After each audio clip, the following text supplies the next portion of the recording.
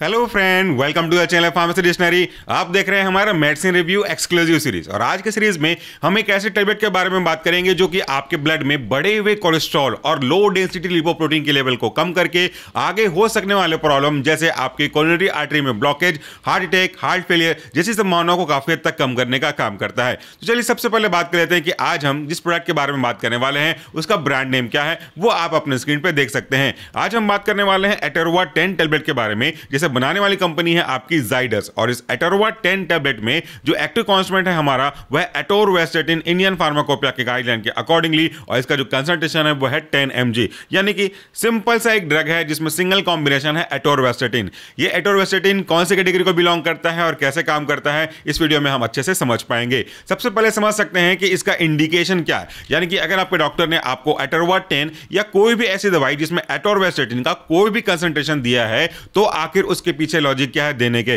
देखिए, ये जो दवाई दी जाती है वो दी जाती है आपके हाइपरलिपिडीमिया की प्रॉब्लम को मैनेज करने के लिए। अब आप समझते हैं कि हाइपरलिपिडीमिया क्या है।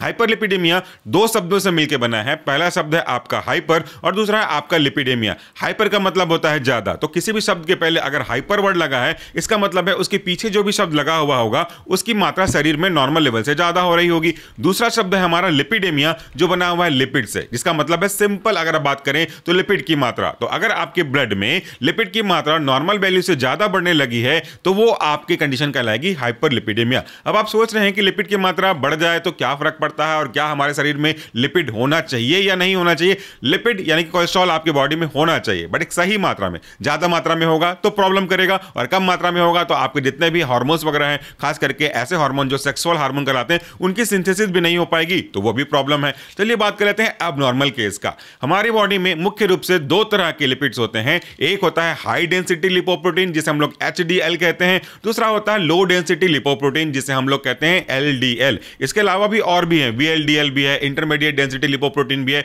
बट उनके बारे में ज्यादा बात नहीं करेंगे, केवल दो के बारे में फोकस करेंगे, LDL और HDL। ये जो आपकी बॉडी में LDL पाया जाता है, मैं रिपीट कर रहा हूं, LDL यानी कि लो डेंसिटी लिपोप्रोटीन पाया जाता है, वो आपके लिए बैड कोलेस्ट्रॉल माना गया है। यही अगर आपके ब्लड में ज्यादा मात्रा में बढ़ते रहे तो आपको प्रॉब्लम होगी। ये आपके ब्लड वेसल्स की दीवार में धीरे धीरे जमा होने लगेगा जिसे हम एथेरोस्क्लेरोसिस कहते हैं। इसके बनने के प्रोसेस को एथेरोस्क्लेरोसिस, और ये जो बना हुआ पार्ट है इसे या तो हम प्लेक कहेंगे या तो एथेरोमा कहेंगे। उसके दूसरे तरफ जो मैंने आपको HDL कहा जिसका पूरा नाम होता है हाई डेंसिटी लिपोप्रोटीन, इसे गुड कोलेस्ट्रॉल बोला गया है, यानी कि इसकी मात्रा आपकी बॉडी में ज्यादा होनी चाहिए। तो LDL को हमें कम करना है, HDL को हमें ज्यादा करना है। लेकिन कई ऐसे कारण होते हैं जिसमें मुख्य रूप से अगर बात करूं, बट नॉट लिमिटेड टू, ये कुछ एग्जांपल मात्र हैं, तो वह आपका स्ट्रेस। सबसे पहले मैं आजकल स्ट्रेस को रख रहा हूं। सबसे पहले अगर आप बहुत ज्यादा स्ट्रेस ले रहे हैं, तनाव ले रहे हैं, चिंता कर रहे हैं किसी भी मैटर पे, तो वह आपके बॉडी में कई तरह का फ्लक्चुएशन करता है, जिसमें बीपी का भी इंक्रीज हो जाना, शुगर का लेवल बढ़ जाना और कोलेस्ट्रॉल का सिंथेसिस भी बढ़ जाना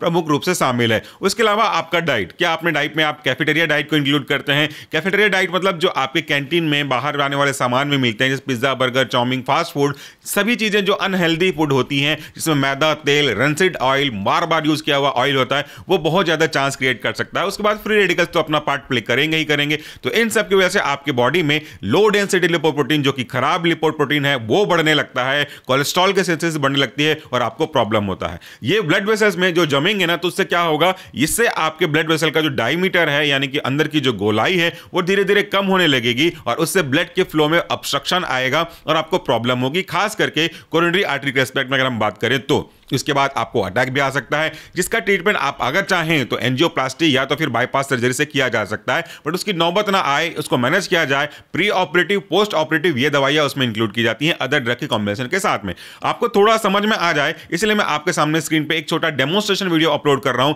ताकि आप देखें कि हम सिंपल तरीके से कैसे समझ सकते हैं कि एथेरोस्क्लेरोसिस में आखिर में आपके ब्लड वेसल के अंदर हो क्या रहा होता है। ये वीडियो अगर आप देखेंगे तो आपको आसानी से समझ में आ जाएगा।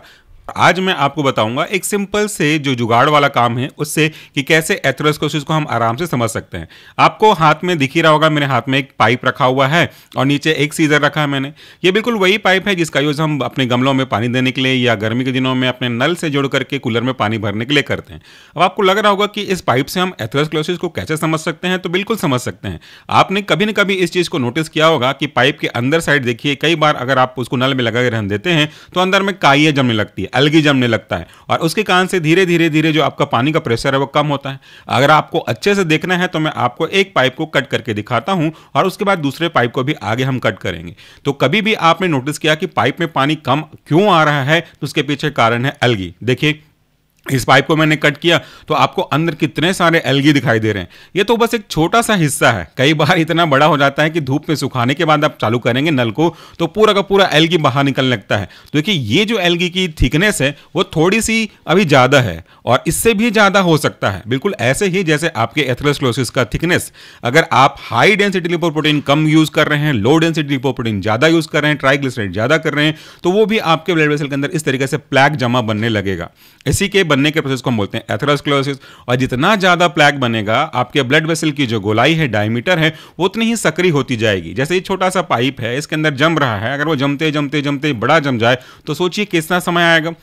एक समय ऐसा आएगा कि वो इतना ज़्यादा जम चुका होगा कि अंदर पूरा ब्लॉक कर देगा और वो आपके हार्ट अटैक या फिर एंजाइना पेन या ऐसे कोई भी कार्डियोवैस्कुलर प्रॉब्लम का एक हिस्सा हो सकता है।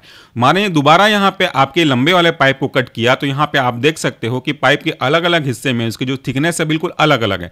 शुरुआत के हिस्से में आप जरा देखिए कि कितना मोटा आपको एल्गी दिख रहा है, थोड़ा सा आगे जाके देखेंगे तो उसकी जो थिकनेस है वो थोड़ी कम है और ये पाइप की लंबाई के ऊपर डिपेंड करती है। तो मैं यहाँ पे आपको एल्गी को निकाल करके दिखाता हूँ। तो देखिए कैसे ये एल्गी एक बड़े मास के रूप में आपके पाइप पे जमा हुआ है। जैसे जैसे जैसे आप इसके समय बढ़ाते जाएंगे उसका जो एल्गी की मोटाई है वो बड़ी होती जाएगी और एक समय ऐसा आएगा कि पूरे पाइप को वो चोक कर देगा। तो आई होप कि आपको कॉन्सेप्ट जो है क्लियर हुआ होगा। अब हम बात कर लेते हैं कि आखिर आज का जो एटोरवास्टेटिन ड्रग है या एटोरवास्टेटिन है वो काम कैसे करता है। एटोरवास्टेटिन एक ऐसा ड्रग है जिसे हम एंटी हाइपरलिपिडेमिक ड्रग के अंदर इंक्लूड करते हैं।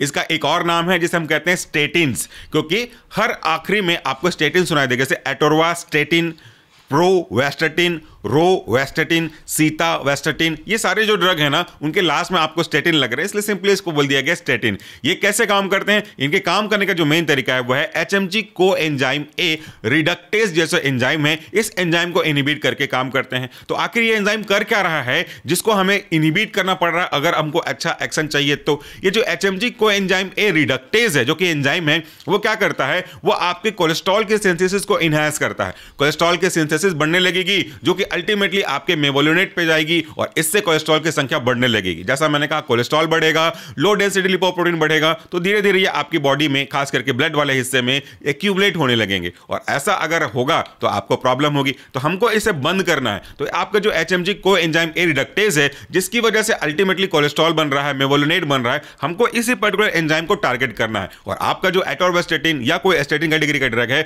वो यही HMG coenzyme A reductase enzyme को इनहिबिट करता है। तो जब यह एंजाइम हमारा इनहिबिट हो जाएगा तो जिसकी वजह से कन्वर्ट होकर के हमारे जो बाकी के फैट्स है वो कन्वर्ट होकर के LDL या फिर कोलेस्ट्रॉल में बदल रहे थे वही तो नहीं बदलेगा, और वो अगर नहीं बदलेगा तो धीरे धीरे धीरे धीरे आपका जो कोलेस्ट्रॉल का डिपोजिशन है as compare to previous pace जिसमें हम लोग दवाई नहीं ले रहे थे उसकी तुलना में काफी हद तक कम होने लगेगा और इस तरीके से आपको फायदा हो जाएगी।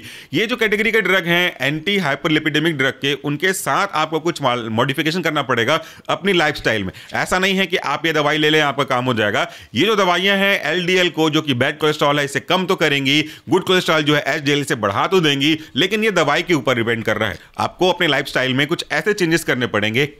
आपको थोड़ा मॉर्निंग वॉक करना पड़ेगा, एटलीस्ट 5 से 10 हजार किलोमीटर अगर आप स्टेप अगर चल पाते हैं तो वो काफ़ी अच्छा होगा। इतना किलोमीटर तो कोई चल नहीं पाएगा, स्टेप्स की मैं बात कर रहा था। तो उतना स्टेप अगर आप चल पाएंगे तो आप पे काफ़ी हद तक मैनेज हो जाएगा। जो ऐसे फास्ट फूड वगैरह हैं इनका कंजप्शन बहुत कम कर सकें तो बहुत अच्छा होगा, इससे आप अपनी लाइफस्टाइल में कम कर सकते हैं। हमने हमारे एम फॉर्म में एक प्रैक्टिकल किया था, रिसर्च वर्क किया था, जिसमें हमने आपको दिखाया था, उसके रिसर्च पेपर भी ऑलरेडी अवेलेबल हैं। आप चाहें तो मैं आपको इस डिस्प्ले पे या तो डिस्क्रिप्शन बॉक्स में डाल दूंगा। उसमें हमने प्रैक्टिकल किया था कि अगर हमने रैट को अगर ऐसे डाइट दिए जो कैफेटेरिया डाइट है जिसमें पिज्जा, बर्गर, बिस्किट्स या फिर मिल्क पाउडर और ये सब चीजें देते हैं, और दूसरे ग्रुप को ये सब चीजें देने के साथ में अगर हम स्मोकिंग कराते हैं, तो हमने पाया कि जो ग्रुप स्मोकिंग कर रहा था उसको ज्यादा असर देखने को मिला, उसके बॉडी में, उसके ब्लड वेसल्स में ज्यादा एथेरोमा देखने को मिले। तो कोई भी अगर इंडिविजुअल स्मोकिंग करता है तो उसमें ये एथेरोस्क्लेरोसिस जमा होने के चांसेस काफी ज्यादा होते हैं, तो ये उनको बाद में क्रिएट कर सकता है प्रॉब्लम। तो ये रही मोटा मोटा बात। अगर आप डिटेल से जानना चाहते हैं आखिर और कैसे काम करेगा, इसका एनिमेशन क्या है, तो हमारा मेन चैनल है सॉल्यूशन फार्मेसी, वहां पे आकर के आप इसको चेकआउट कर सकते हैं। Thank you so much for watching this video. नमस्कार, टेक केयर।